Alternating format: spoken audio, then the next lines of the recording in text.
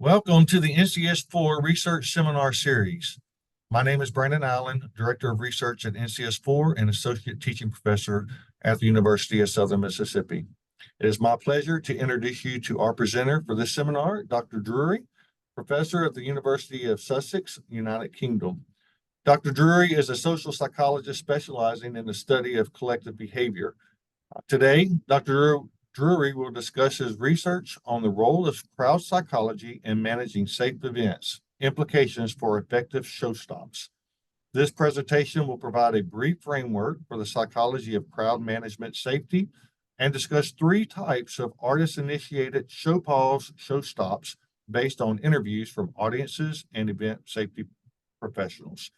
Thanks, Dr. Drury, for your time to present this, and I will turn it over to you. Okay, thanks very much. So I'm going to talk about the role of crowd psychology in managing safe events, introduce you to some basic principles that professionals who manage crowds, mostly at live music events, though a lot of what I say will also be applicable to sports events. And then I will show how some of those principles are relevant for how show stops can be effectively managed based on some recent preliminary research we've been carrying out. So let me talk to you about some basic group psychology principles, first of all, for thinking about live events. So I want to start with the idea of identity, because as well as being John, an individual, I am a member of a group of psychologists. I'm a member of many groups, but that is a group that is important to me, gives me a sense of identity. And we can say the same thing about professionals who work in the events industry. They're not just individuals, they're members of a group, and their group memberships are important to them. They give them a sense of meaning, they matter to them. And there's a terminology for this. When people see each other as in the same group, then we say that is a shared social identity.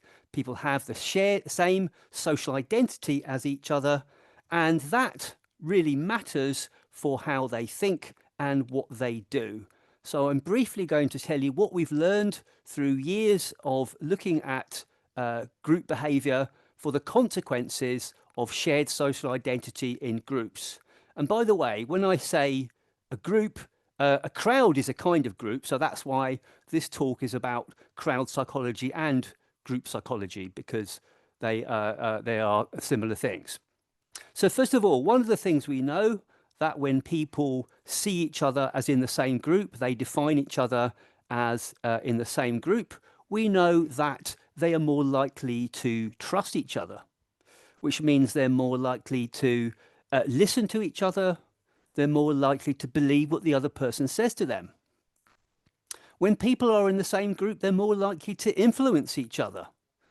They're more likely to share goals with each other, which means they're more likely to assume that the other person has the same goal as them, and they're more likely to try to align their goals so they act as one with each other. We also know that when people are in the same group, or they define each other as in the same group, they are more likely to expect support from each other. So if I get into trouble and I think you're in my group, I would expect you to come to my aid and to assist me if you're in my group. And for this reason, when people see each other as in the same group as themselves, they're more likely to feel safe, and they're more likely to feel strong and confident together. And that expectation that other people will help you if they're in the same group as you, that's actually true, because you are more motivated to help other people if you see them as in the same group as yourselves. Now, if you put these elements together, people are more likely to anticipate others' goals. They're more likely to want to help each other. Then it means that people are more able to coordinate. And this is why when people see each other as group members, they're more able to act as one and to coordinate rather than just behaving as individuals.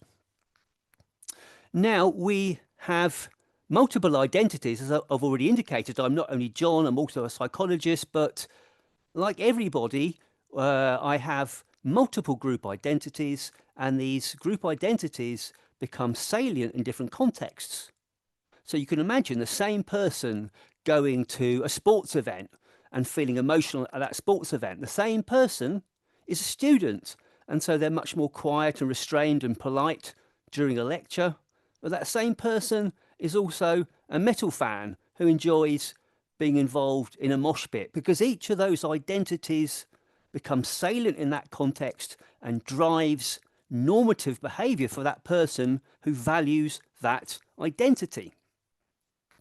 But that idea that we have multiple identities that become salient in different contexts has consequences for the relationship between event safety professionals and other groups at their event. And of course, the other group, the other main group at a music event or a sports event are the guests, the attendees, the members of the public who come to the event. So at one level, of course, these people are in a different group than event safety professionals. But at another level, you can think of the members of the public who attend as part of an inclusive or superordinate group that you might call the event community. And sometimes we all know you get a sense of the different people who attend the event, both professionals and members of the public, feeling like they are all part of the same thing. Now, why does that matter? Let me explain why that matters to those who are professionally concerned with maintaining safe events, but also with things like effective emergency response in events, right?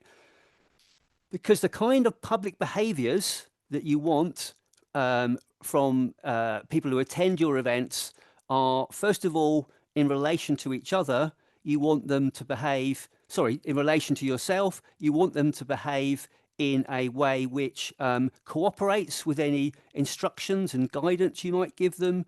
You want them to listen to and trust what you say and comply with any instructions. You want them to coordinate and cooperate with each other. So if you've got a queue situation, you want people to respect the rules of the queue rather than just behave as individuals and kind of compete with each other.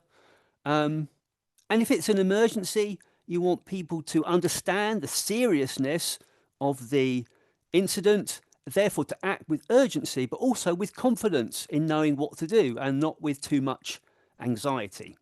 And the key point is that all these behavioural outcomes, their cooperation with you, their cooperation with each other, their ability to act effectively in an emergency are much more likely if the public, the guests at your event, see themselves as in the same group as you. So a key task in crowd safety management is to get the public to share identity with you at some level, to be there, for you to be their professionals, not an outside group. So those are some basic principles, and I could talk about how it is that event safety professionals are successful in getting the public to see them as part of a superordinate group. But I want to do that briefly in the context of the other topic I said I was going to talk about, which is show stops, sometimes called show pauses. I'm not sure whether people make that distinction so much now, but I think it arose because most stops at a live event, they resume the event soon afterwards. Okay, so that's what we're talking about. And there was a trend started a few years ago now, and it followed, of course, the disaster at Astroworld, the music event, when 10 people were killed in a crash. And the kind of consensus around that event is that there needed to be some kind of show stop before the situation in the crowd became critical. Now, shortly after that event happened, there was an observable change in the behavior of many artists around the world, particularly high-profile, well-known artists, who were then stopping shows themselves, initiating show stops much more than they were before the Astroworld incident. And I've put this article on the screen by some crowd safety manager colleagues who were commenting on this, noting that in many of these cases, the show pauses initiated by artists were done with little coordination with staff. So if you know anything about a show stop, how a show stop should work well is where artist and staff have the same script and work together for an agreed procedure. And these incidents didn't seem to be happening like that. And the crowd safety managers who wrote this article raised some issues and some concerns around this, particularly in the manner that some artists were initiating show stops, because there's some variety in that. And so that led me and my research student, who's pictured here, Adi, it led us to design an investigation of just what goes on in some show pauses, and therefore also what are the consequences. Given that there should be this relationship between staff and guests, surely for show pauses and indeed safety in general to work well at a live event, the artist or performer should be part of this common community or common identity between the different elements and be on the same page, have the same idea about appropriate behavior and so on. There should be harmony between them. And the question is whether this is the case during some of these artist-initiated show pauses. Is the way that the artist initiates a show pause challenging or undermining in some way that harmony, or are they reinforcing it? That was the general question. So we started this investigation through an exploratory study by simply interviewing a range of crowd safety professionals who had experience of show pauses in the years since Astroworld. And like many interview studies, this is a small scale study, but we were careful to try to interview experienced crowd safety professionals from around the world. And you can see we've got people from different continents who had experience of these events. And interestingly, they described a wide range of different types of show pause. And this isn't meant to be a definitive list of types of show pause. This is simply an exploratory investigation that indicates there is some variety in artist-initiated show pauses. So the first one that our interviews described fitted more with the kind of ideal type where the artist is acting in coordination with staff. They've got the same idea about the criteria and what should be done, and there's a common understanding, or there seems to be a common understanding. And in these cases, it seemed to be the case that artists and staff had already got a good relationship. They trusted each other. They knew each other. And there was good communication. There was communication between the different groups. There was communication to the audience of what was happening. And according to the interviewees, this led to audience behavior which was, not volatile, which didn't show any problems, and audiences were not distressed or angered by what was going on. So that was the first one, first type. So some people described that kind of show pause.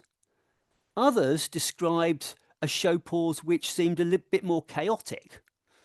In these examples, the artist repeatedly paused the show through the event, and without coordinating or without reflecting a common plan with the staff.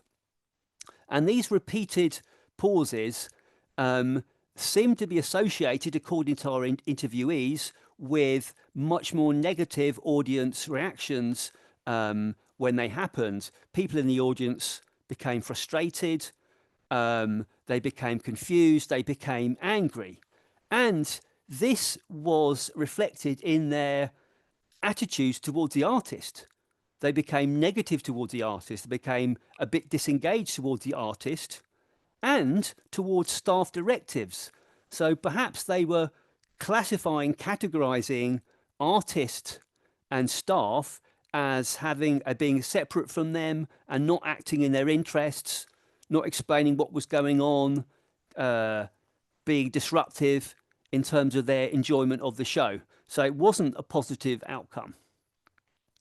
And then a third example, which I'm going to spend a bit more time talking about, and this is perhaps the most interesting and the most challenging kind of example.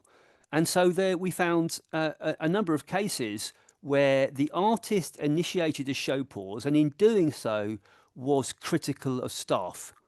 And just anecdotally, the news at the time we were carrying out this work had a number of examples of this, where artists would shout out that staff were being heavy-handed to the audience, or they would take issue with something that staff had done and put staff in a position of being kind of out-group to the event. And so in these cases, the audience members were engaging in a behaviour that was not meant to happen at the event. They were sitting on each other's shoulders. And when staff tried to stop this, the artist told them to carry on and ignore staff's instructions.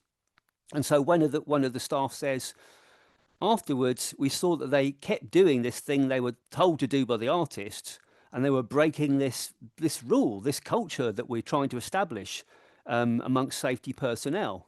So it led to people transgressing in a way that conflicted with the kind of rules for safety that were established at the event.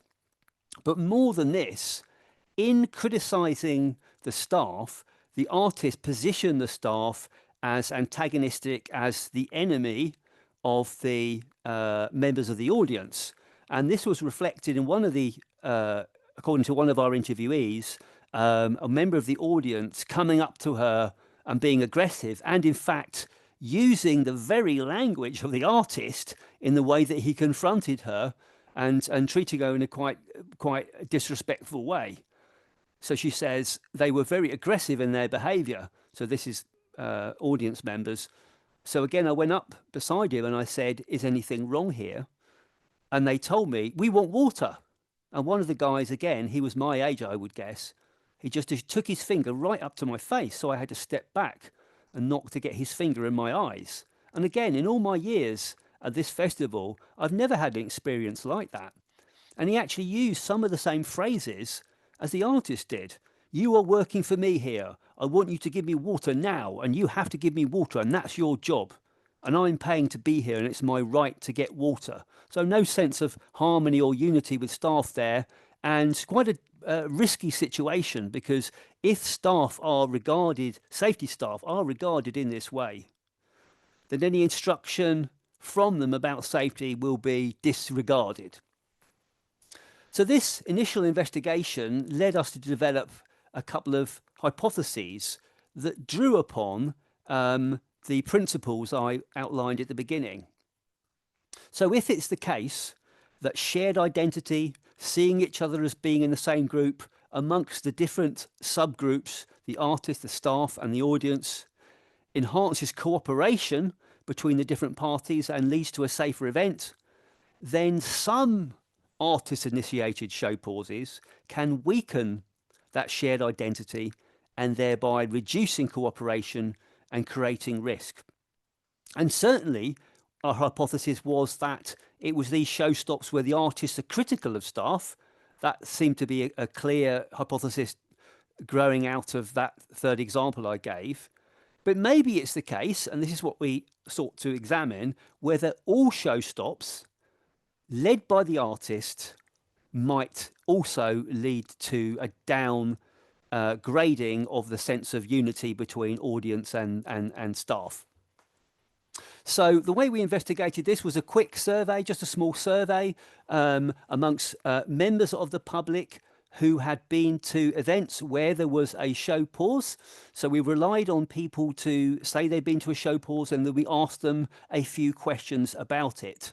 And there were about 240, 250 participants. And most of them said they had seen artist-initiated show pauses rather than coordinated show pauses. Now, I don't know objectively if that's the case. This is their experience that they reported. And the same people were asked whether they witnessed artists criticising staff, and a minority, about 10%, said they did witness artists criticising staff, whereas the rest said they did not. And these are our summary data. And what I want to draw your attention to, in the top row there, you've got two kinds of outcomes, right? An outcome, and this is all correlational, of course, but just conceptually, think of it this way. An outcome on the left there, where they see the artist as part of their group, right? So to ask, is the artist on your side, is like a proxy measure of shared identity or unity with that artist.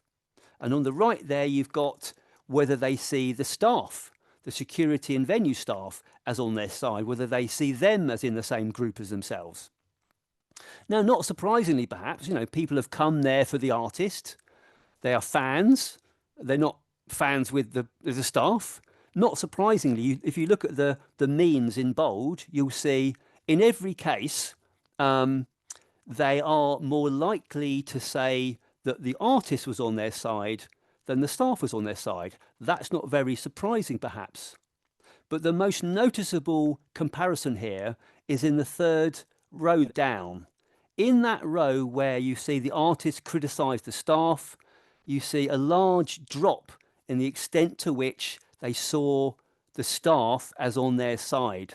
So it really is associated with, and it's a bit strong to say it causes with this kind of data, but it really is associated with a drop in the extent to which they identify with, have a good relationship with staff. Where I've got the asterisk there, that means that there's a significant difference. So in each case, when the artist initiated a show pause, more likely to see the artist as on their side than the staff, but much less so than the artist when the artist was critical. Even when the artist was not critical, there was a difference, and that's something to bear in mind.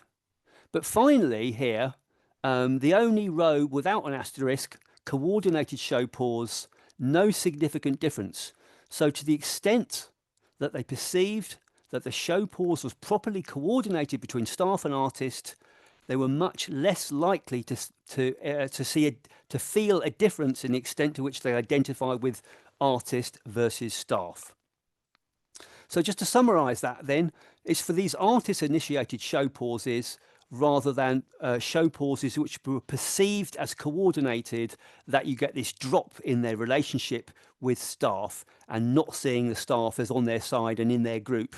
And it's the criticism of staff which exacerbates this and makes it a lot worse.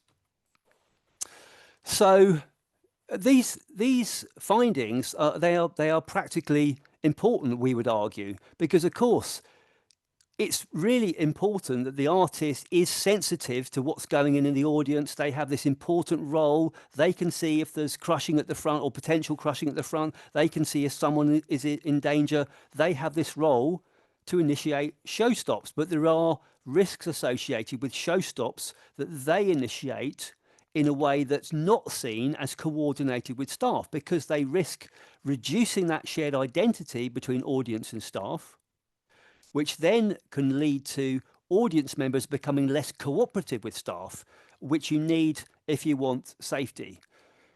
So some implications of this, because as I said, it's a practical, it gives us some practical conclusions. And it seems obvious, but it's worth saying, and it's worth maybe educating artists about this. It's really important that artists don't publicly criticize staff.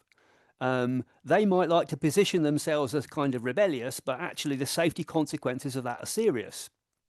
The second implication is that even when artists are initiating a show pause, it's really important to reinforce a united front, to communicate that they are working with staff, not against staff.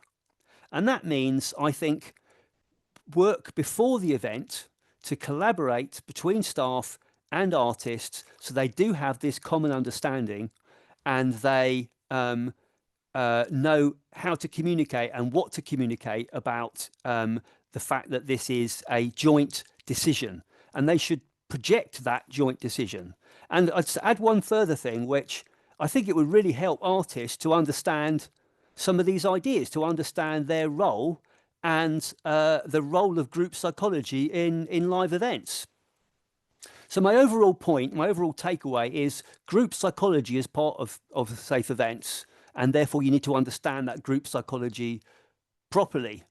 And the way it can be best used is for those involved in events to build and to highlight common identity. If you're working in live events, try to build common identity between your staff, the artist, and the guests or attendees coming to your event, because that will increase cooperation, including in show stops, and increase safety at your events. So these are all my points. Thanks very much. Here's some contact information about me. Thanks very much. Thanks, Dr. Drury, for helping us understand the psychology of crowd management and how that connects to artist-initiated show pause. I agree, having a united front with the artists and staff can help build a common identity, enabling more cooperation with guests during artist-initiated show pauses. So I think your research is very relevant to what we're doing at the center and how practitioners can use this to have a better event at their venue. So thanks so much for your time.